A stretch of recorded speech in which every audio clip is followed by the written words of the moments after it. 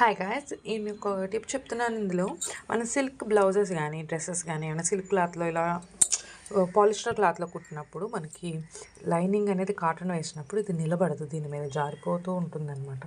అలాంటి పరిస్థితుల్లో మనం ఏం చేయాలంటే ఈ సిల్క్ లైనింగ్ని ఇట్లా పరిచేసుకుని దానిపైన కటింగ్ చేసిన కాటన్ లైనింగ్ పెట్టేసి ఒకసారి ఐరన్ చేసుకోవాలి. ఇట్లా ఐరన్ చేసుకుంటే చాలా నీట్గా దాని మీద ప్లేస్ అయిపోతుంది అనమాట.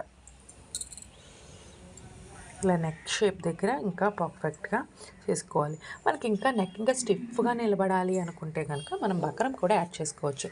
అట్లాంటి వీడియోస్ అన్నీ కూడా నేను ఫర్దర్ వీడియోస్లో పోస్ట్ చేస్తాను. మనకి అలవాటు ఉంది అనుకోండి, ఇట్లా చేసిన దానిపైనే మనం ఇట్లా స్టిచ్ చేసేసుకోవచ్చు. లేదు మనకి అలవాటు లేదు అనుకుంటే ఇలాంటి గుండు సూదులు ఉంటాయి కదా, ఇలాంటి గుండు సూదుల్ని కూడా చుట్టుపక్కల ఈ నెక్ చుట్టూ ఊరు పెట్టి మనం సేఫ్ చేసుకుని టర్న్ చేసుకోవాలి. ఈ విధంగా చుట్టూ మనం ఫస్ట్ షోల్డర్స్ దగ్గర సెక్యూర్ చేసుకుంటే ఇది కదలకుండా ఉంటుంది.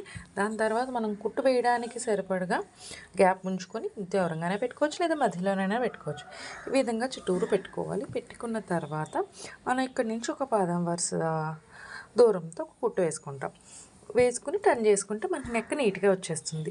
దీనికోసం మనం ఏం చేయాలంటే పైన ఫ్యాబ్రిక్ ఉంది కదా, లైనింగ్ ఉంది కదా, లైనింగ్ అనేది మెయిన్ ఫ్యాబ్రిక్ రైట్ సైడ్ పెట్టుకోవాలి.